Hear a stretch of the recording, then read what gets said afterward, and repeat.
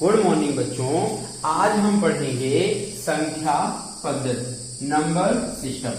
ठीक है, number system important chapter है। कम से कम 3 से 4 नंबर के आते हैं सभी परीक्षाओं में।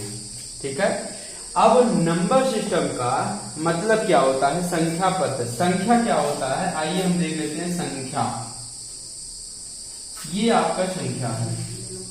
ठीक है, पहले इसमें देखिए संख्या पद्धति में संख्या क्या होती है, बस बोल दे रहे हैं, परिभाषा में लिख लीजिएगा। ठीक है, संख्या क्या होती है?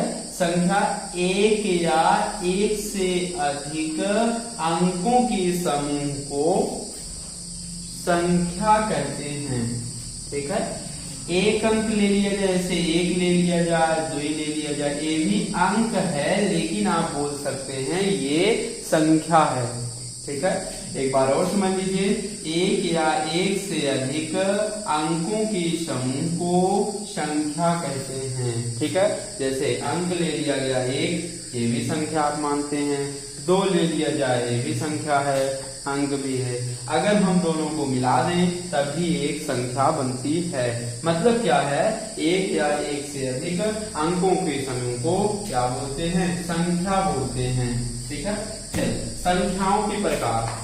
संख्या निम्नलिखित प्रकार के होते हैं, बहुत से प्रकार होते हैं। आइए, पहला आपका संख्या है प्राकृतिक संख्या। प्राकृतिक संख्याएं इंपॉर्टेंट है आपका, ये प्राकृतिक संख्याएं। ठीक है, प्राकृतिक संख्याएं क्या होती हैं? ठीक है, क्या प्राकृतिक संख्याएं? प्राकृतिक संख्याएं वे संख्याएं जो वस्तुओं के गिनने में काम देती हैं, वो प्राकृतिक संख्याएं होती हैं। प्राकृतिक संख्याएं क्या होती हैं? वे संख्याएं जो वस्तुओं की गणना करने में प्रयोग की जाती हैं, प्राकृतिक संख्याएं कहलाती हैं। नंबर्स ये आपके क्या हैं? नेचुरल नंबर हैं, n से दर्शाएंगे। प्राकृतिक संख्या आपका जैसे 1 है, 2 है, 3 है, 4 है, डॉट डॉट डॉट अनंत तक। ठीक है, ये सब क्या है? प्राकृतिक संख्याएं हैं। क्या आप वस्तुओं को गिनने में 0 प्रयोग करते हैं? नहीं, शून्य का प्रयोग नहीं होता है। ठीक, इसलिए प्राकृतिक संख्या 0 नहीं है। अगर कह दिया जाए सबसे छोटी प्राकृतिक संख्याएं, सबसे छोटी प्राकृतिक संख्याएं या संख्या कितनी होगी? 1 होती है। ठीक है, ये आपके सबसे छोटी प्राकृतिक संख्या क्या होगी? 1 होती है। ठीक है, चलिए अब इसमें दूसरा देखेंगे, पूर्ण संख्याएं। पूर्ण संख्याएं, पूर्ण संख्याएं क्या होती है ये देख लें। पूर्ण संख्याएं वे संख्याएं जो अगर हम प्राकृतिक संख्याएं में 0 को शामिल कर लें, वो आपका क्या होता है? पूर्ण संख्याएं होता है। ठीक है, होल नंबर। ठीक है, ये आप डबलुआ से दर्शाते हैं, ये होल नंबर है, पूर्ण संख्याएं हैं। डबलुआ आपका अगर प्राकृतिक संख्या में हम 0 मिला दें, जैसे 1 2 3, 0 1 2 3 4 5 6 7 8 9 10 3। ठीक है, डॉट डॉट डॉट अनंत। मतलब अगर प्राकृतिक संख्या में हम 0 को मिला दें तो सभी संख्याएं आपके पूर्ण संख्याएं कहलाती हैं। ठीक है, अगर कहा जाए सबसे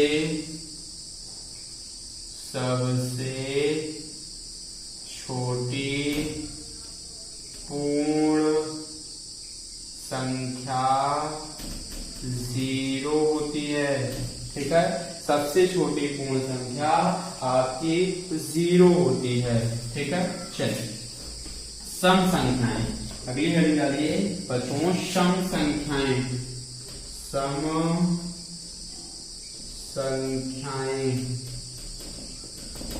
सम संख्याएं क्या होती हैं? वे संख्याएं जो 2 से कट जाए, वे संख्याएं जो 2 से कट जाए, सभी संख्याएं क्या कहलाएंगी? सम संख्याएं। ठीक, जो संख्याएं 2 से कट जाएं, जैसे 2 4 6 8 10 डॉट डॉट, मतलब वही संख्या आपका सम संख्या है, इवन नंबर है। ठीक है, ये सबसे छोटी सम संख्या आपका 2 होता है। सबसे छोटी सम संख्या क्या होंगी? 2 होंगी, याद रखिएगा। ठीक है, ऑड नंबर, अगले हेड डालिए विषम संख्याएं, ऑड नंबर। ठीक है, विषम संख्याएं क्या होती हैं? वे संख्याएं जो 2 से नहीं कटती हैं, विषम संख्याएं कहलाती हैं। जैसे 1 हुआ, 3 हुआ, 5 हुआ, 7 हुआ, 9 हुआ, 11 डॉट डॉट डॉट डॉट। ठीक है, वे संख्याएं जो 2 से नहीं कटेंगी वो सम संख्याएं कहलाएंगी, जो 2 से कट जाएंगी वो सम संख्याएं कहलाएंगी। विषम संख्याएं, ठीक है, सबसे छोटी विषम संख्या 1 होती है, याद रखें। सबसे छोटी विषम संख्याएं 1 और सबसे छोटी सम संख्याएं 2। और दोनों में क्या है आपका? चाहे सम होगा, अगर पूछ ले सम संख्याओं में कितने का अंतर होता है, लगातार में 2 का अंतर होता है। ठीक है, चाहे सम लेंगे तब भी 2 का अंतर, चाहे विषम लेंगे तब भी 2 का अंतर। मतलब सम या विषम होगा, ठीक है, तो हमेशा 2 का अंतर लिया जाता है। हमेशा चाहे सम हो चाहे विषम हो, हमेशा 2 का अंतर लिया जाता है। चलिए, पूर्णांक संख्याएं, पूर्णांक संख्याएं,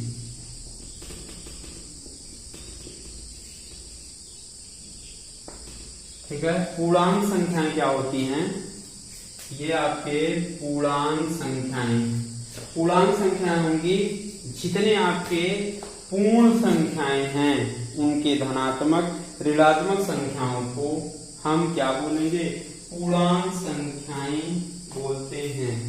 पूर्णांक संख्याओं का मतलब जैसे हुआ -3, -2, -1, 0, 1, 2, 3 डॉट डॉट डॉट इनफाइनाइट तक।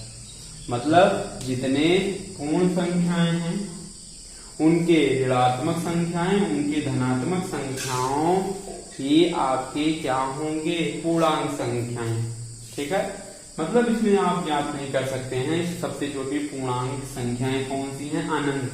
ठीक है, माइनस अनंत छोटी हैं और बड़ा प्लस अनंत। ठीक है, यही आपके पूर्णांक संख्याएं होती हैं। पूर्णांक आपके 0 भी होते हैं, 1, 2, 3, 4। मतलब पूर्णांक का मतलब बटा में ना हो, पॉइंट में ना हो, वही आपके पूर्णांक संख्याएं कहलाएंगे। ठीक है, चलिए अगला अगली इंपॉर्टेंट है आभाज्य संख्याएं। ठीक है, प्राण नंबर, ये आपके आभाज्य संख्याएं। आभाज्य संख्याएं आपका प्राइम नंबर है। आभाज्य संख्याएं क्या होती हैं? वह संख्याएं जो 1 से कटे और स्वयं से कट जाए, वही आपका आभाज्य संख्याएं होती हैं। आभाज्य संख्या प्राइम नंबर क्या होता है? जो 1 से कटे और स्वयं से कट जाए, वही आपका आभाज्य संख्याएं। मोटी मोटी भाषा में सीखिए, जिनके 2 गुणनखंड होते हैं वो आभाज्य संख्याएं होती है। जैसे 2 हुआ, 3 हुआ, 5 हुआ, 7 हुआ, 9 होगा ना, 11 होगा। ठीक है, चलिए क्या बोलते हैं आभाज्य संख्याएं? वे संख्याएं जो 1 से कटे और स्वयं से कटे आभाज्य संख्याएं कहलाती हैं। एक नियम और है, जिनके 2 गुणनखंड होते हैं। जैसे 2 किससे कट जाए? 1 से कटेगा, 2 से कटेगा। 3 क्या है? 1 से कटेगा, 3 से कटेगा।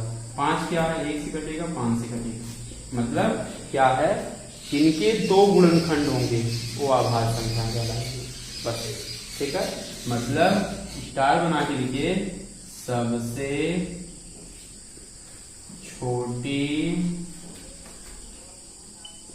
आभाज्य संख्या 2 होती है। ये आपका इम्पोर्टेंट है। सबसे छोटी आभाज्य संख्या 2 होती है, याद रखिएगा। चलिए अगला है भाज्य संख्याएं। ठीक है, भाज्य संख्याएं। भाज्य संख्याएं क्या है समझ लीजिए। भाज्य संख्याएं वह संख्याएं जो 1 तथा स्वयं के अतिरिक्त किसी एक अन्य संख्या से विभाजित हो जाए तो उसे भाज्य संख्याएं कहलाते हैं या भाज्य संख्याएं कहते हैं। याद रखिएगा, जैसे 4, 6, 8, 9, 10। ठीक है, मतलब बोला गया भी एक से कटे, स्वयं से कटे, स्वयं के अलावा एक से और एक संख्या से कटे, वे सभी संख्याएं भाज्य संख्याएं कहलाती हैं। या मोटी मोटी भाषा में क्या है, वे संख्याएं जिनके 3 गुणनखंड होते हैं भाज्य संख्याएं कहलाती हैं। भाज्य संख्याएं के कितने गुणनखंड? 3। अभाज्य संख्याएं के आपके क्या होंगे? 2 गुणनखंड। भाज्य संख्याएं 2 से ज्यादा ही होंगे, 3 से ज्यादा ही होंगे। या ऐसे बोल सकते हैं, जिनके 2 से ज्यादा गुणनखंड होंगे भाज्य संख्याएं, जिनके 2 गुणनखंड होंगे अभाज्य संख्याएं होंगी। ठीक है, याद रखिएगा। अगर कह दिया जाए सबसे छोटी भाज्य संख्या 4 होती है। ठीक है, सबसे छोटी भाज्य संख्या 4 होती है। याद रखिएगा, सबसे छोटी भाज्य संख्या क्या होती है? 4 होती है। याद रखिएगा। चलिए आगे चलते हैं। अभाज्य संख्याएं हो गई परिमेय संख्याएं।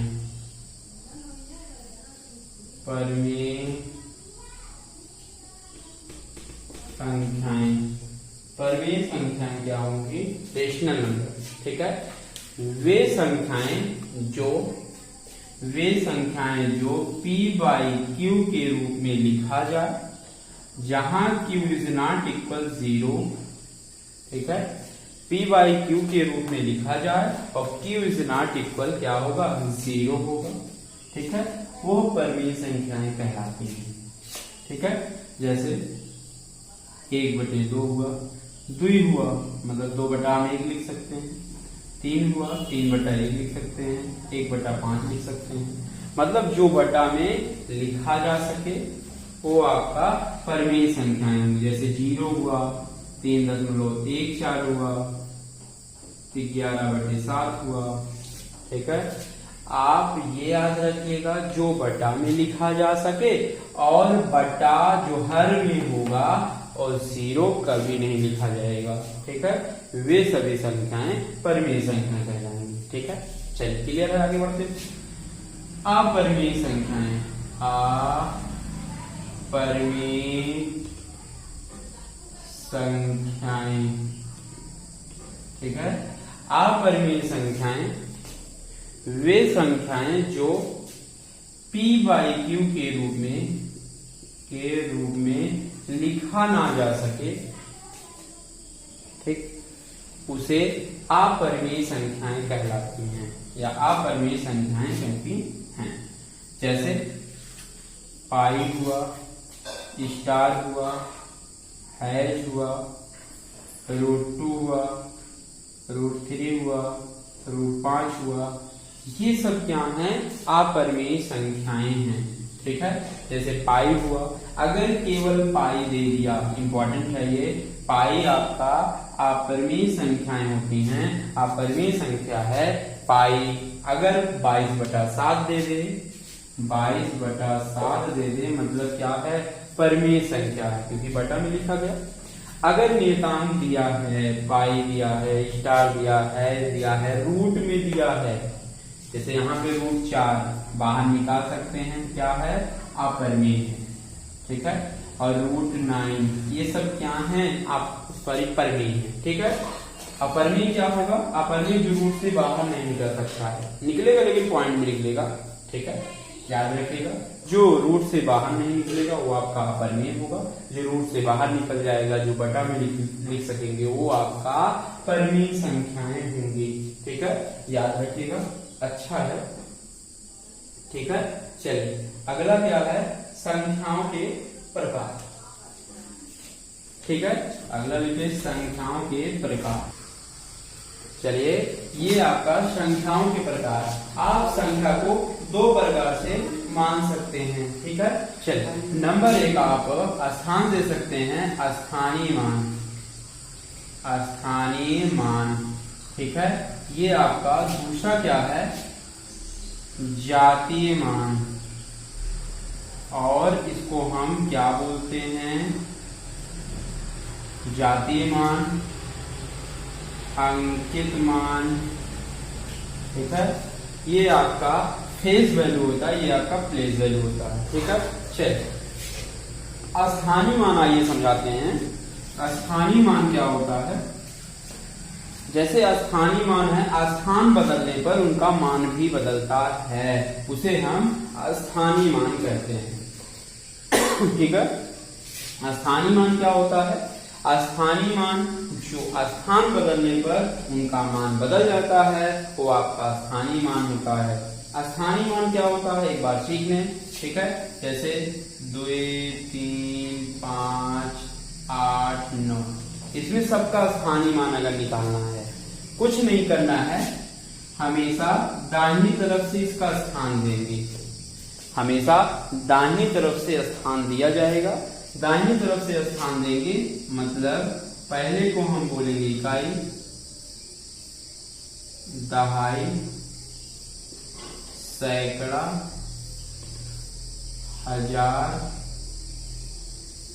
10,000, लाख, 10 लाख, करोड़, 10 करोड़, ऐसे बढ़ता जाएगा, ठीक है। इसका स्थान ऐसे ही दिया जाता है, पहले को इकाई, दहाई, सैकड़ा, हजार, 10,000, लाख, 10 लाख, ऐसे बढ़ता जाएगा। ये स्थान देने का आपका नियम है, ठीक है। अब स्थानीय मान निकालने के लिए जैसे 9 गुणे इकाई पर है तो 1 से गुणा करते हैं, दहाई पर है 10 से गुणा करते हैं, सैकड़ा पर है तो 100 से गुणा करते हैं, हजार पर है तो 1000 से गुणा करते हैं, और आपका 10,000 पर है तो 10,000 से गुणा करते हैं, ठीक है। यही इसका स्थानीय मान होता है। 9 1 9, 8 10 80, 500, 3000, ये आपका 20,000 है। ये सब आपके क्या हैं, स्थानीय मान हैं, ठीक है। समझ में आया। ओरल कैसे लगाते हैं, जैसे आपका 5 का स्थानीय मान निकालना है, बस कुछ नहीं करना है, 5 के बाद कितना अंक है, 2 अंक है, तो वहां आप 0 बढ़ा लीजिए तो इसका स्थानीय मान कितना, 500।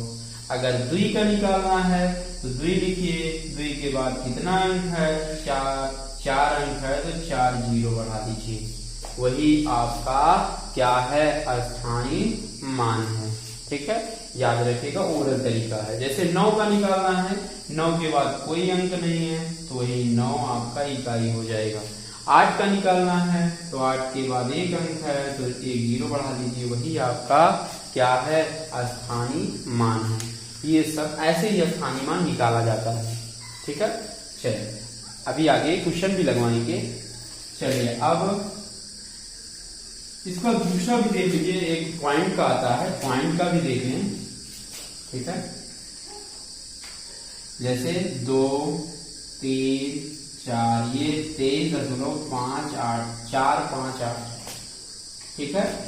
अब जैसे 2 का स्थानीय मान निकालना है, पॉइंट के पहले कैसे पढ़ा जाता है, 23, 24, 25, 5, 76 ऐसे पढ़ा जाता है, लेकिन पॉइंट की बात क्या है, एक एक अंक पढ़ा जाता है, एक एक अंक पढ़ा जाता है।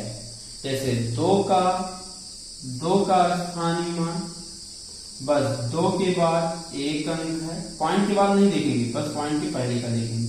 2 है, 2 के बाद 1 अंक है तो वहां 0 बढ़ा दीजिए, यही इसका स्थानीय मान हो गया।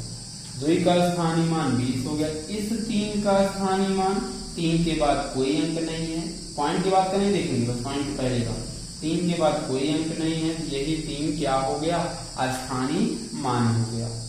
याद रखिएगा इस चीज को, ठीक है। चलिए अब 4 का ऐसे निकालेंगे, कुछ नहीं करना है तो पॉइंट, बस कुछ नहीं करना है, पॉइंट 4 लिख लीजिए, इसका स्थानीय मान हो गया। 5 का लिखना है, 0.5 लिखिए, और पॉइंट और गिनती के बीच में कितना अंक है, एक अंक है, तो एक 0 बढ़ा लीजिए, ये इसका स्थानीय मान हो गया। ठीक है, जैसे 8 का निकालना है, पॉइंट लिखिए और 8 लिखिए, पॉइंट और 8 के बीच में 2 अंक है, तो 2 0 बढ़ाते हैं। ठीक है, यही इसका क्या है, स्थानीय मान है। ये पॉइंट के बाद का कैसे निकलता है, बस पॉइंट लिखिए, वो अंक लिखिए, और पॉइंट अंक के बीच में कितना अंक है उतना आप 0 बढ़ा लीजिए। ठीक है, बस और कुछ नहीं करना है, ऐसे ही स्थानीय मान निकलता है। यही आपका स्थानीय मान है। अगला क्या है, जातीय मान, अंकित मान। ठीक है, ये आपका जातीय मान है। अगला क्या है, जातीय मान। ठीक है, फेस वैल्यू। जातीय मान क्या होता है, जैसे जाति कभी बदलती नहीं है, चाहे जितना स्थान बदल दें जाति कभी नहीं बदलती है। मतलब जातीय मान क्या होता है, चाहे जितना स्थान बदले वही मान आपका क्या होता है, जातीय मान होता है। ठीक है, मतलब 3, 4, 5, 8। जैसे 4 का जातीय मान कितना, 4, 3 का जातीय मान 3, मतलब जो पूछेगा उसका अंकित मान क्या होगा, जातीय मान होगा। जैसे 5 का पूछेगा 5, 8 का पूछेगा 8, जैसे यहाँ 3 होता, जिसका भी 3 का क्या होता, जातीय मान 3 होगा। मतलब जातीय मान आपका कभी नहीं बदलता है। जैसे आपकी जात क्या है, ठाकुर है, तो आप इलाहाबाद में जाएंगे तब भी ठाकुर ही रहेंगे। ठीक है, याद रखिएगा, मतलब आपका जातीय मान कभी नहीं बदलता है। जो अंक पूछेगा उसका अंकित मान ही जातीय मान कहलाता है, चाहे जितना स्थान हो जाए। जैसे 3 का 3 होगा, 4 का 4 होगा, 5 का 5 होगा, 6 का 6 होगा, मतलब कुछ भी होगा। ठीक है, चलिए अगला देखिए, संख्याओं का इंपॉर्टेंट है, संख्याओं का सन्निकट मान। सन्निकट मान कैसे निकाला जाता है, संख्याओं का सन्निकट मान। ठीक है, सन्निकट मान कैसे निकाला जाता है, संख्याओं के, ये इकाई में क्या करते हैं, संख्याओं के सन्निकट मान ज्ञात करने के लिए संख्याओं के स्थानीय मान को आधार माना जाता है। मतलब उसके स्थानीय मान को क्या किया जाता है, आधार माना जाता है। ठीक है, चलिए कुछ स्थानीय मान के सन्निकट मान विभिन्न प्रकार से ज्ञात किए जाते हैं। आइए हम देखते हैं कैसे ज्ञात करेंगे। ठीक है, संख्याओं के सन्निकट मान, जैसे दहाई तक पूछे, दहाई तक किसका आधार मानते हैं, आपको स्थानीय मान को आधार से मानते हैं, याद रखिएगा। ठीक है, दहाई तक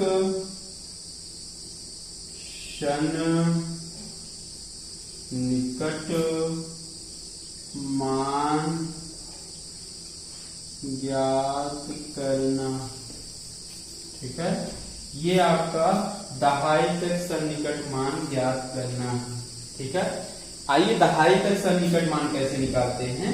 जैसे आपका कह दे 9, 5, 37 का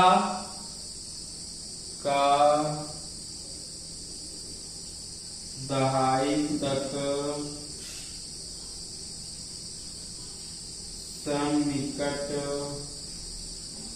मान ज्ञात कीजिए। मतलब कह रहा है 9537 का दहाई तक सन्निकट मान। ठीक है, दहाई तक पूछा है तो आपको दहाई तक देना है, इकाई का नहीं पूछता है, क्योंकि इकाई पे आप कुछ नहीं कर सकते हैं। ये बोला है दहाई तक सन्निकट मान, मतलब दहाई तक, दहाई में आप चेंज करेंगे।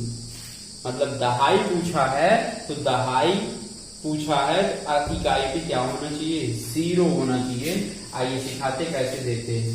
ठीक है, चलिए आप क्या करेंगे, दहाई अगर पूछा है तो दहाई, अब दहाई तक हम देखेंगे, जैसे 2 अंक ही उठाएंगे, ठीक है, 2 अंक ही उठाएंगे, ठीक है। अब 37 है, 37 के आसपास कौन जीरो लाएगा, जैसे 37 के आसपास एक आपका इधर 30 है, एक आपका क्या है 40 है, यही तो दहाई तक सन्निकट मान होगा। मतलब इसका कि कौन सा नजदीक जीरो लाएगा, जैसे 37 है, 37 ये इसके आसपास, ये एक 40 होगा, एक 30 होगा, ठीक है, या क्या होगा 30 होगा, या आपका क्या होगा 40 होगा, ठीक। या ऐसे समझिए आप, चाहे ऐसे ये 37 है तो इसके निकट कौन होगा 9540 होगा, एक या 30 होगा या 40 होगा, जो सबसे नजदीक होगा वही उसके बाद लिखा जाएगा। तो 9500 क्या होगा 40, उसका दहाई तक सन्निकट मान होगा। एक तरीका और है, ना समझ पाए हो तो एक बार और समझ लें। जैसे इसका पूछा है 9, 5, 3, 7, ठीक है, दहाई तक सन्निकट मान, तो इकाई पर आप देखेंगे अगर 5 या 5 से ज्यादा है तो दहाई अंक इसके बाद वाला होगा, जैसे 3 है तो 4 हो जाएगा। अगर 5 से कम है, जैसे इकाई अंक 5 से कम है तो इसके कम वाली संख्या होगा, जैसे आपका वही संख्या होगी, सॉरी वही होगा, जैसे ये 3 है तो 3 0 हो जाएगा, याद रखेंगे। फिर से एक बार समझिए, ये इकाई अंक 5 या 5 से ज्यादा होगा तो दहाई अंक उसके बाद वाला होगा 4 0। अगर 5 से कम होगा तो वही संख्या होगी और 0 बढ़ जाएगा, यही इसका दहाई सन्निकट मान है, याद रखिएगा। चलिए अगला देखिए, सैकड़ा तक, सैकड़ा तक सन्निकट मान, सैकड़ा तक आपका सन्निकट मान क्या है, ठीक है। चलिए अब सैकड़ा तक सन्निकट मान एक बार इसमें समझ लें, जैसे पूछ ले संख्या 7, 3, 5, 1 का सैकड़ा तक सन्निकट मान कितना होगा, ठीक है। अब सैकड़ा तक सन्निकट मान होगा, अब देखिए यहीं से अब देखते हैं ठीक है। अब सैकड़ा का बताना है तो हमें 3 संख्या में लेना होगा, इकाई, दहाई, सैकड़ा, ठीक है। अब सैकड़े तक लेना है तो क्या करेंगे, अब इकाई दहाई दोनों संख्या लेंगे, देखिए दहाई और इकाई संख्या अगर 51 है, 50 या 50 से ज्यादा होगा तो इसके बाद वाला होगा, 3 1 4, वहां डबल 0 लिख देंगे बाकी पर, ठीक है, याद रखिएगा। क्या होता है एक बार और देखिए, अगर दहाई तक कहता है तो हम 5 के ऊपर देखते हैं, 5 से कम देखते हैं, और सैकड़ा होता है, सैकड़ा का आधा कितना 50, 50 के पार और 50 के पहले देखेंगे। 1000 क्या होगा, 1000 होगा तो 1000 से आधा 500, 500 के पार देखेंगे और 500 से कम देखेंगे। और दहाई कहेगा, दहाई का आधा 5, 5 के ऊपर देखेंगे और 5 से कम देखेंगे। जैसे सैकड़ा का कह रहा है, सैकड़ा का आधा 50, तो ये 2 अंक क्या देखेंगे, 50 से अगर ज्यादा होगा, 50 से अगर ज्यादा होगा तो सैकड़ा वाला इससे ज्यादा वाला होगा, 3 है तो 1 4 होगा, मतलब 400।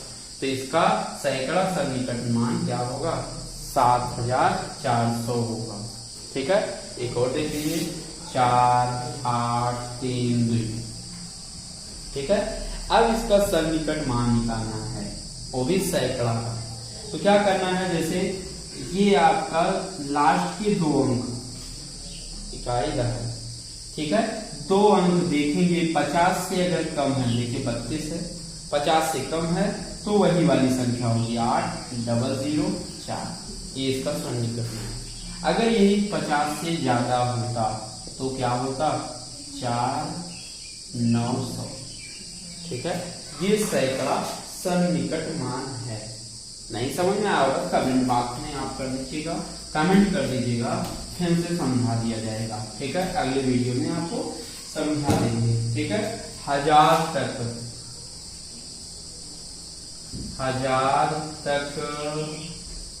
सन्निकट मान। ठीक है, 1000 तक सन्निकट मान क्या होगा, 1000 तक। जैसे कुछ भी पूछा है 5,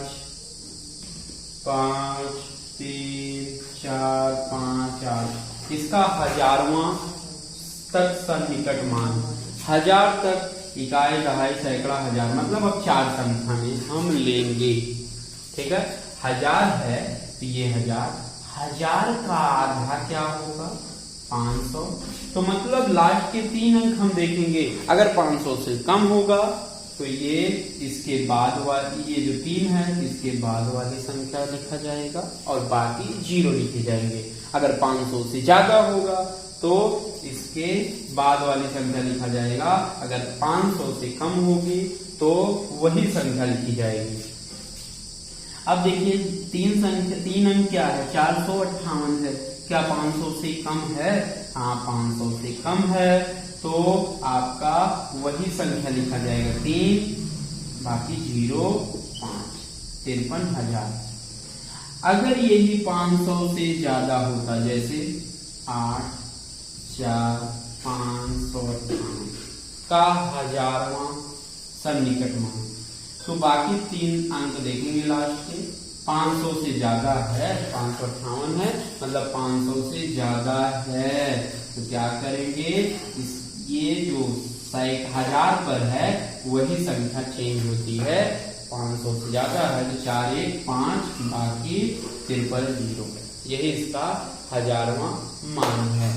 ठीक है, सीटेट में, यूपीटेट में, ठीक है, रेलवे बैंक सब में आते हैं ये सब। ठीक है, याद रखिएगा, ये 1000वां है। ऐसे सैकड़ा तक पूछेगा, लाखवां मान पूछेगा, चाहे जो पूछेगा आप बता सकते हैं। ठीक है, अभी बाकी क्वेश्चन भी लगवाएंगे, समझ लेंगे तो आप खुद ही लगा लेंगे क्वेश्चन। ठीक है, चलिए आगे हम चलते हैं। सैकड़ा तक मान हो गया। अब अगला भी बहुत पूछता है, ये तो इम्पोर्टेंट था ही, मतलब नंबर सिस्टम इम्पोर्टेंट है, याद रखिएगा। पूर्ववर्ती संख्याएं, पूर्ववर्ती संख्याएं, आइए समझाते हैं पूर्ववर्ती। ठीक है, पूर्व मतलब क्या होता है, पहले। अब क्या होगा, पूर्ववर्ती क्या होगा,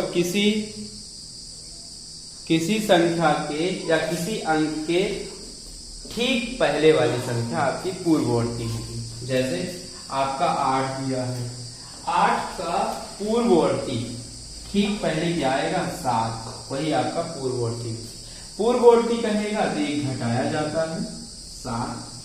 ठीक है, अब याद रखिए कुछ भी कहेगा, 74 का पूर्ववर्ती एक घटाएंगे तो आएगा कितना, 73। ठीक है, यही आपका पूर्ववर्ती होता है। ठीक है, ये आपका पूर्ववर्ती। एक होता है अनुवर्ती, अनुवर्ती संख्याएं। ठीक है, अनुवर्ती संख्याएं क्या होती हैं, अनु मतलब आने वाली संख्याएं। जैसे 78 का अनुवर्ती, तो इसमें एक जोड़ा जाएगा, 79 हो जाएगा। अनुवर्ती मतलब आने वाली संख्याएं, जैसे 8 का अनुवर्ती 9 होगा, 10 का अनुवर्ती 11 होगा। मतलब अनुवर्ती कहेगा तो एक जोड़ा जाएगा, पूर्ववर्ती कहेगा तो एक क्या किया जाएगा, घटाया जाएगा।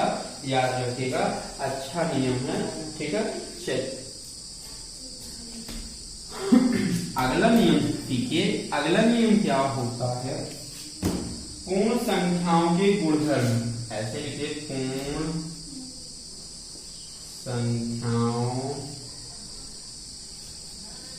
पूर्ण संख्याओं के गुणधर्म। ठीक है, ये आपके पूर्ण संख्याओं के पूर्ण धर्म हैं। ठीक है, चलिए पूर्ण संख्याएं आपकी क्या है धर्म में, जैसे पहला नियम है समृद्ध गुण।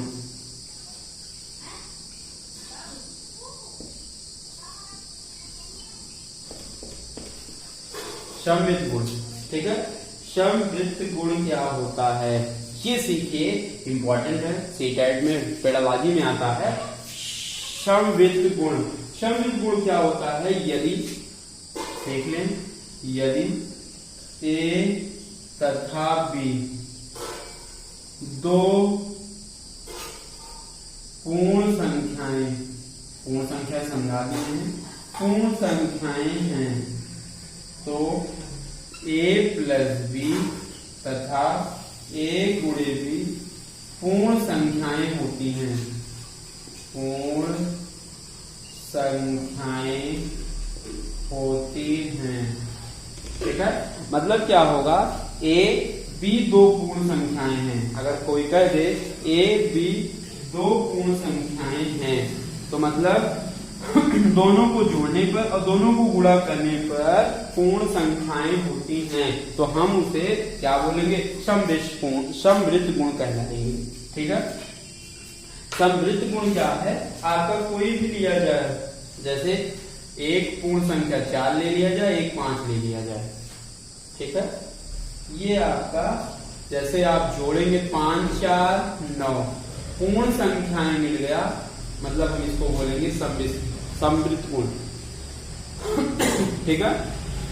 अगर एक ये ले लिए एक ये ले लिए, गुणा कर दिए तो आपका 5 और 20 ये पूर्ण संख्याएं निकल गया, मतलब हम बोलेंगे समृद्ध गुण हैं, ठीक है। इसमें क्या है, मतलब जोड़ और गुणा में क्या होता है, समृद्ध गुण होते हैं, याद रखिएगा, जोड़ और गुणा में समृद्ध होते हैं। अगर घटाओ में आए देख लेते हैं, 4 - 5 क्या होगा, -1, -1 आपका माइनस में पूर्ण संख्याएं बोला नहीं जाता है, याद रखिएगा, माइनस को हम पूर्ण संख्याएं नहीं बोलते हैं, ठीक। अगर भाग करके देख लीजिए, 4/5, देखिए बटा में आ रहा, मतलब आपका माइनस में और भाग में समृद्ध गुण नहीं होते हैं, सिर्फ आपका प्लस और गुणा में समृद्ध गुण होते हैं, याद रखिएगा। समृद्ध गुण क्या होंगे, दो पूर्ण संख्याएं आप लेंगे तो उनको जोड़ने से पूर्ण संख्याएं मिलेंगी और गुणा करने पे भी पूर्ण संख्याएं मिलेंगी, तो हम बोलेंगे समृद्ध गुण है। समृद्ध गुण क्या होंगे, जोड़ और गुणा में समृद्ध गुण मिलते हैं, भाग घटाओ में समृद्ध गुण नहीं मिलते हैं, ठीक है। चलिए आगे चलते हैं। समृद्ध बिंदु आपका अतः पूर्ण संख्याएं व्याकलन घटाने, मतलब आपका घटाने तथा भाग के अंतर्गत समृद्ध भिन्न ये समृद्ध नहीं होता है, याद रखिएगा, इंपॉर्टेंट है। समृद्ध आपका सिर्फ जोड़ और गुणा में होता है, याद रखिएगा, ठीक है, याद रखिएगा ये चीज को, क्योंकि इसमें 2-3 मिनट लगा है समझाने में, इंपॉर्टेंट है ये समझा दे रहे हैं। अगला नियम क्या है, दूसरा कर्म विनिमय नियम, कर्म विनिमय नियम, ठीक है, या विनिमय नियम, याद रखिएगा, कर्म विनिमय नियम, विनिमय नियम या आपका गुण, ठीक है। कर्म विनिमय नियम, ठीक। कर्म विनिमय क्या होता है, जैसे पूर्ण संख्याएं के लिए योग तथा गुणन दोनों क्या हैं, कर्म विनिमय नियम है। कर्म विनिमय गुण क्या होता है, सिर्फ आपका इसमें भी योग तथा गुणन दोनों ही क्या होते हैं, कर्म विनिमय गुण होते हैं, याद रखिएगा, इंपॉर्टेंट है। कर्म विनिमय गुण क्या होता है, योग तथा गुणन दोनों ही कर्म विनिमय गुण होते हैं, ठीक है। जैसे कहा जाए 4 ले लिया जाए +5, 4 5 5 4 9, अगर हम इसका क्रम बदल दें, क्रम विनिमय कर दें, जैसे 5 और 4, तभी क्या आएगा? 9 आएगा। मतलब योग में क्या है? क्रम विनिमय गुण है। ऐसे गुणे में देखिए 4 और 5, 4 पंचे 20, और इसको पलट दें 5 गुणे 4, 5 और 20। मतलब जोड़ और गुणा में क्या है? दोनों में क्रम विनिमय गुण है। जैसे भाग कर लिया जाए, 4 भागे 5, 5 भागे आपका 4, दोनों बराबर नहीं होता है। भाग करके देख लीजिए, ये कुछ और आएगा, ये कुछ और आएगा। ये 4/5 आएगा, ये 5/4 आएगा। ठीक है, मतलब भाग में आपका क्रम विनिमय नियम नहीं लागू होता है, और इसमें सिर्फ किसमें लागू होता है? याद रखिएगा, जोड़ और गुणा में क्रम विनिमय नियम लगता है। चलिए अगला नियम क्या है? तीसरा नियम। तीसरा नियम क्या है? साचर्य। तीसरा नियम है साचर्य गुण। ठीक है, अगला नियम क्या है? साहचर्य गुण। साहचर्य गुण क्या होता है? पूर्ण संख्याओं के लिए योग तथा गुणन दोनों ही साहचर्य है। साहचर्य क्या होता है? आइए समझाते हैं हम साहचर्य को। जैसे हम लिख दिया जाए 4 + 5 + 6, इसको हम ब्रैकेट में लिखते हैं, बराबर 6 5 11, 11 4 × 11 बराबर कितना? 15। ऐसे लिख दिया जाए, और 4 × 5, 1 को ब्रैकेट में लिखा जाए और 6 बाहर लिया जाए। 5 4 9 + 6, 9 6 15। ठीक, मतलब इसको हम क्या बोलते हैं? साहचर्य गुण बोला जाता है। मतलब योग में साहचर्य गुण होता है। योग में क्या होता है? साहचर्य गुण होता है। ठीक है, ये आपका साहचर्य गुण है। ऐसे गुणे में भी हम ले सकते हैं। ठीक है, साहचर्य आपका गुणन दोनों होता है। ठीक है, चलिए अगला लिखिए, ये साहचर्य हो गया। अगला आपका वितरण। वितरण या इसको बोलते हैं बंटन गुण। वितरण या आपका क्या बोलते हैं? बंटन गुण बोला जाता है। ठीक है, वितरण आपका क्या होगा? पहले ये देखिए, वितरण 4 × 8 5 धन आपका 8, को हल करेंगे 4 × 8 5 13, 13 चौक आपका कितना होगा? 52 होगा। इसको पहले हल ना करिए, पहले बराबर करके लिखते हैं। देखिए बंटन नियम क्या होता है? 4 × 5 + 8 ऐसे लिख दिया जाए। चाहे आप क्या करिए, ऐसे लिखिए 4 × 5 ब्रैकेट खोल दिया जाए, 4 × 8 ऐसे ही हल किया जाता है, ब्रैकेट खोल दिया जाए। ठीक है, ये आपका वितरण नियम होता है। ठीक है, याद रखिएगा, ब्रैकेट खोल के हल किया जाए। 5 × 20, 8 चौक 32, जोड़ेंगे कितना आएगा? 52 आएगा। ठीक है, ये आपका क्या है? चाहे ऐसे करके लिखा जाए, चाहे आप क्या करिए, ऐसे भी हल कर सकते हैं। 4 × 8 5 13, ये भी 52 आएगा। ठीक है, ये आपका क्या कहलाएगा? वितरण नियम कहलाएगा, बंटन नियम कहलाएगा। चलिए अगला क्या है? तत्समक अवयव। तत्समक, आपका तत्समक अवयव। तत्समक अवयव क्या है? जैसे आपका योज प्रतिलोम आता है, योज तत्समक। योज तत्समक क्या होता है? जैसे 0 को योज तत्समक कहा जाता है। जैसे 0 ले लिया जाए तो 0 को हम क्या बोलेंगे?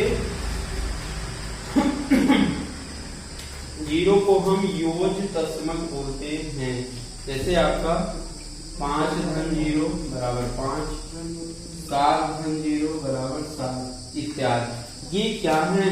योज तत्समक हैं। ठीक है। गुणात्मक अगला क्या है? दूसरा गुणात्मक अवयव। गुणात्मक अवयव क्या होता है? हमेशा गुणात्मक एक को लिया जाता है। योग को क्या बोलते हैं? गुणात्मक तत्समक योग कहते हैं। ठीक है, ठीक है। आपका गुणात्मक अवयव क्या है? एक को हम गुणात्मक अवयव कहते हैं। योज तत्समक 0 को हम योज तत्समक कहते हैं। 0 को हम योज तत्समक कहते हैं। 1 को हम गुणात्मक तत्समक कहते हैं। ये आपका जैसे 5 गुणे 1 बराबर 5 इक्के 5, 7 गुणे 1 7 इक्के 7। ये आपका गुणात्मक अवयव होता है। हमेशा गुणात्मक अवयव 1 को लिया जाता है, योज हमेशा 0 को लिया जाता है। ठीक है, याद रखिएगा। चलिए आगे चलते हैं। चलिए इसमें संख्या पद्धति में पहला क्वेश्चन देखते हैं। चलिए अब कह रहा है इकाई अंक ज्ञात करना। ठीक है, इकाई अंक जैसे 34 गुणे 58 गुणे आपका 36 गुणे 17 में इकाई अंक ज्ञात कीजिए। आपका इकाई अंक ज्ञात करना है। इकाई अंक कैसे मिलेगा? आपका इकाई को गुणा कर लिया जाए। ठीक है, इकाई अंक जैसे ये गुणनफल दिया है, इसका इकाई अंक निकालना है। इकाई अंक कैसे निकलेगा? इकाई को गुणा कर लिया जाए। जैसे 34 का इकाई अंक 8, इसमें 58 का 8, 8 चौक 32। 32 का सिर्फ इकाई अंक लीजिए 2, 2 का आगे 6 का लीजिए, 6 दूनी 12, 12 का 2 लीजिए, अगले का 7, 7 दूनी 14, 14 का आपका इकाई अंक कितना होगा? 4। पूरे का इकाई अंक कितना आएगा? 4 आएगा। ठीक है, मतलब सबको इकाई अंक गुणा कर लिया जाए। जो आएगा अगले का इकाई अंक गुणा करेंगे, जितना आएगा अगले का इकाई अंक गुणा किया जाएगा। गुणा करने पर जो आएगा आपका इकाई अंक कहलाएगा। मतलब इसका इकाई अंक कितना होगा? 4 होगा। ठीक है, चलिए अगला क्वेश्चन, दूसरा क्वेश्चन है इसका 58 51 61 81 82 गुणे 83। मतलब कुछ भी होगा। 1 मिनट में आप कर ले, 10 सेकंड में कर लेंगे। चलिए आप क्या करिए? इकाई से गुणा करिए। चाहे इतना बड़ा क्वेश्चन होगा, आप इकाई का निकालना है। इकाई से गुणा करिए। 8 के 8, 8 के 8, 8 के 8, 8 दूनी 16, 16 का इकाई अंक 6, 6 तेरे 18, 18 के 8। यही आपका क्या है? इकाई अंक हो गया।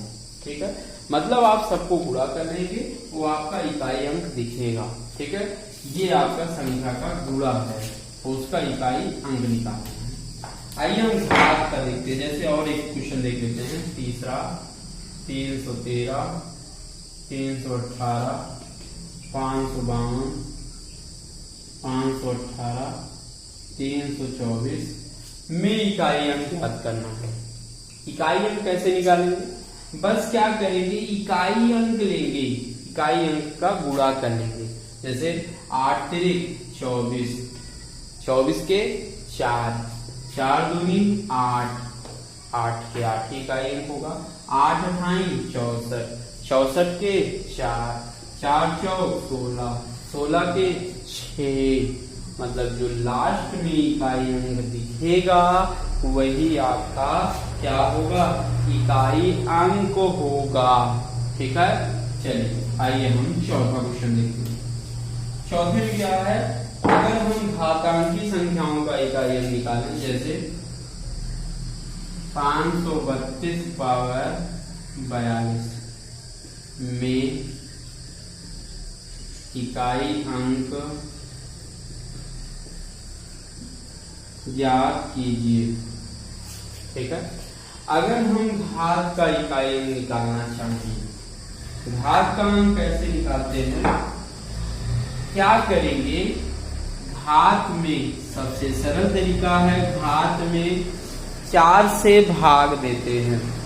ठीक है, घात में हमेशा 4 से भाग दिया जाता है। जितना शेष आएगा उतना आधार की इकाई अंक पर घात लगाते हैं। ठीक है, जैसे 4 से काटिए, 4 से 42 में भाग दीजिए, 4 दहामा 40, शेष कितना आया, 2 आया, ये आपका शेष है। जितना शेष आएगा, जैसे 2 आया, आधार की इकाई अंक पर उतना पावर लगाएंगे, 2 पावर 2 मतलब 2 दूना 4, मतलब इसका इकाई अंक कितना आएगा, 4 आएगा।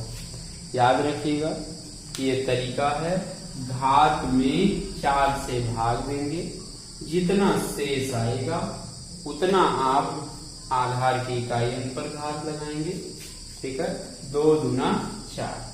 ठीक है, याद रखिएगा, ये तरीका है लगाने का। अगला क्वेश्चन देखते हैं, आइए। 558 पावर 30 इकाई अंक याद कीजिए। ठीक है, इकाई अंक कैसे निकालेंगे, सबसे पहले क्या करते हैं, घात में 4 से डिवाइड करते हैं। 4 से डिवाइड कर लिए, 4 सते 28, शेष कितना बचा, 2। जितना बचेगा उतना आधार की इकाई अंक पर पावर लगा देंगे। बचा 2 था भाग, ठीक है, उतना आधार की इकाई अंक पर पावर लगाएं, 8 पावर 2 मतलब 8 ठाई 64। ठीक है, 8 ठाई 64, पावर आपका 2 था 64, तो ये आपका इकाई अंक 4 आएगा, 64 का इकाई अंक 4। ठीक, यही आंसर है। अब आइए देखते हैं 4 से क्यों भाग देते हैं, क्यों 4 ही से भाग दिया जाता है। ठीक है, क्यों 4 ही से भाग दिया जाता है, आइए देखते हैं 4 से क्यों भाग देते हैं। ठीक, मतलब 4 के बाद आप भाग देंगे किसी संख्या में तो इकाई अंक रिपीट होता है। आइए देखते हैं कैसे रिपीट होता है। जैसे कोई भी संख्या ले लीजिए, जैसे आप 9 ले लीजिए, 9 में पहले 1 से भाग दीजिए, 9 1 के 9। ठीक, 2 से भाग दीजिए, शेष ही हमें निकालना है, 2 चौक 8, 1 शेष हुआ। ठीक है, सॉरी 4 से भाग दीजिए, कहे तो 1 2 लेकर 4 से भाग दीजिए, सब में 4 से भाग दीजिए, 4 दूनी 8। ठीक है, चलिए कोई भी संख्या लेंगे, 11 में भाग देंगे 1 से तो शेष आपका 0 आएगा, 11 में 2 से भाग देंगे तो 2 पंचे 10 1 आएगा, 11 में 3 से भाग देंगे 2 आएगा, 11 में 4 से भाग देंगे 3 आएगा। मतलब आप 5 से जैसे भाग देंगे, जैसे 4 के बाद आएगा 5, 5 से भाग देंगे, कोई भी संख्या ले लीजिए, भाग देंगे तो आएगा 1। देखिए रिपीट हुआ कि नहीं, मतलब अगर 4 के बाद आप तुरंत गुणा करेंगे तो वह आपका क्या होगा, रिपीट होने लगेगा, इकाई अंक क्या होगा, रिपीट होने लगेगा। इसलिए हमें 4 से ही भाग देना होता है, याद रखिएगा। देखिए 4 के बाद 5 से हम भाग देंगे उसी संख्या में 1 आ गया। अगर हम 6 से भाग देंगे, 6 के 6 तो आपका ये आपका रिपीट होता जाएगा। याद रखिएगा 4 से क्यों भाग देते हैं, क्योंकि 4 के बाद आपका इकाई अंक क्या होने लगेगा, रिपीट होने लगेगा, इसलिए हम 4 से ही भाग दिया जाता है, याद रखिएगा। चलिए अगला क्वेश्चन आइए देखते हैं। 1570 पावर 80 में इकाई अंक ज्ञात कीजिए। इकाई अंक क्या होगा, घात को 4 से डिवाइड करते हैं, घात को 4 से डिवाइड करिए, कितनी बार जाएगा, कुछ भी जाए, पहले क्या 4 से कट जाएगा, 4 दूनी 8, हाँ पूरा पूरा कट जाएगा। अगर शेष आपका 0 आएगा तो इकाई अंक पर क्या घात लगाएंगे, 4 घात लगाते हैं, याद रखिएगा। अगर 4 से डिवाइड करेंगे, अगर पूरा पूरा कट जाएगा तो आपका घात कितना लगेगा, 4। तो 0 पावर 4 मतलब 0, मतलब कुछ भी दिया जाए 576 पावर 80 ले लिया जाए, 40 ले लिया जाए, कुछ भी ले लीजिए, इसका इकाई अंक क्या होगा। अगर घात 4 से कट जाएगा, देखिए 4 दहम्मा 40, अगर घात 4 से कट जाएगा तो इकाई अंक में पावर 4 लगाते हैं। 6 की पावर 4, 6 चौक, अब 6 को 4 बार गुणा करिए, 6 गुणे 6 गुणे 6 गुणे 6, 6 36 6, 6 36 6, 6 36 6, ठीक है। मतलब इकाई अंक कितना आएगा, 6 आएगा। यह इसका क्या है, आंसर है, ठीक है। इकाई अंक कितना होगा, 6 होगा। कुछ भी लिया जाए, आगे चलते हैं। 422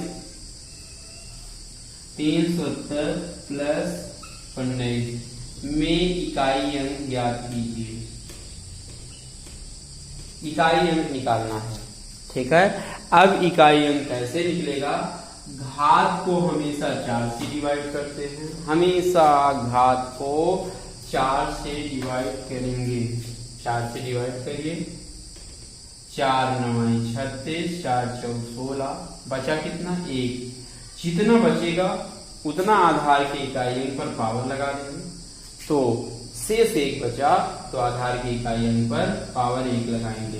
अब ये चाहे पूरा लिख लीजिए, 2 को 1 बार गुणा करिए, 2 1 के 2 19, 19 2 21, 21 का इकाई अंक आपका कितना आएगा, 1 आएगा, ठीक है। आप कुछ भी लीजिए। आइए आगे देखते हैं। 13 पावर 36 82 प्लस 57 में इकाई अंक ज्ञात कीजिए, ठीक है। अब इकाई अंक निकालना है तो क्या करेंगे, घात को सबसे पहले 4 से डिवाइड करेंगे, ठीक है। 4 से 1 कट गया, ठीक। 4 9 36, 4 दूनी 8, शेष कितना बचा, 2 बचा। जितना बचेगा उतना पावर लगाएंगे, 2 बचा था तो आधार के इकाई अंक पर पावर 2 लग गया, तो इसका भी इकाई अंक ले लीजिए 7। पूरा 57 लेने पर भी आपका आएगा, ठीक है। 3 पावर 2 मतलब 3 त्रिका 9 प्लस 7, 9 7 16, 16 का इकाई अंक आपका कितना होगा, 6 होगा। कितना होगा भाई, 6 होगा, ठीक है। ऐसे भी कोई भी क्वेश्चन होगा आप लगा सकते हैं, चाहे प्लस का होगा चाहे माइनस का होगा। अगला देखिए, 47 पावर 43 गुणे 44 पावर 32, 31 पावर 38 में इकाई अंक ज्ञात कीजिए, ठीक है। अब चाहे बीच में गुणा हो, चाहे जोड़ हो, चाहे घटा हो, सब ऐसे किया जाएगा। घात को 4 से डिवाइड करेंगे, चाहे जितना घात होगा हमेशा 4 से डिवाइड किया जाता है। देखिए घात है तो 4 से डिवाइड करेंगे, कितनी, 4 दहम्मा 40, 3 बचा तो आधार की इकाई अंक पर 3 लगाएंगे, 4 8 32, पूरा पूरा कट गया तो घात 4 लगाएंगे, तो ये कटेगा तो 1, ठीक। 4 8 32, 1 पावर 2, ठीक है। अब 7 को 3 बार गुणा करिए, 7 7 4 7 345, ऐसे नहीं गुणा कर पाते हैं तो ऐसे करिए, 7 गुणे 7 गुणे 7, 4 पावर 4 है तो 4 बार गुणा करके लिखे, 1 पावर 2, 1 गुणे 1 है, 7 को 3 बार गुणा करेंगे, 7 सत्ता 49 के 9, 9 63 के 3, इसका इकाई अंक 3 हो गया। ऐसे 4 चौक 16 के 6, 6 चौक 24 के 4, ये 4 हो गया, 1 के 1। ठीक है, अब गुणा कर लीजिए, 4 तिहाई 12, 12 के 2, मतलब पूरे का इकाई अंक कितना आएगा, 2 आएगा। चाहे आप 7 को 3 बार गुणा कर लीजिए, 7 सत्ता 49, 7 343, 3 हो गया। 4 को 4 बार, 4 चौक 16, चौके 64, चौके 200, ये आपका 4 चौक 16।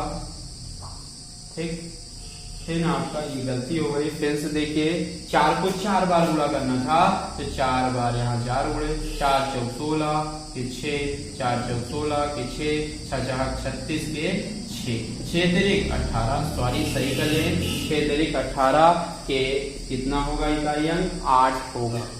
मतलब ऐसे ही लगाया जाएगा, सभी इकाई अंक ऐसे ही लगाए जाते हैं। ठीक है, याद रखिएगा। चलिए अगला क्या है, अगला आपका क्वेश्चन है माइनस का भी आप लिख सकते हैं, 499 300 प्लस 388 पावर 329 में इकाई अंक याद कीजिए। मतलब घात में आपको 4 से डिवाइड करना है, कोई भी आपका होगा, पहले घात को छोटा करिए। ठीक है, घात में आप 4 से क्या करिए, भाग दे दीजिए। ठीक है, 4 से ये पूरा पूरा कट जाएगा, तो इकाई अंक पर पावर 4 लगाएंगे। ये देखिए कटेगा, 4 8 32, 4 चौक 16, 2 18, इकाई अंक कितना, 2। सब लोग भाग कर लीजिएगा, 4 से भाग देंगे, जितना शेष आएगा उतना आधार की इकाई अंक पर पावर लगाएंगे। अब 9 को 4 बार पूरा करेंगे, नहीं पूरा कर पाते तो ऐसे लिख लेंगे, 9 गुणे 9 गुणे 9 गुणे 9, 9 9 81 के 1, 9 9 81 के 1 के 1। ठीक है, प्लस 8 ढाई 64 के 4, प्लस का चिन्ह है तो लास्ट में इकाई अंक निकालने के बाद वही चीज आप लिख दीजिए, जोड़ दीजिए, 4 1 5, मतलब पूरे का इकाई अंक कितना होगा, 5 होगा। यही इसका आंसर है। ठीक है, चलिए आगे चलते हैं।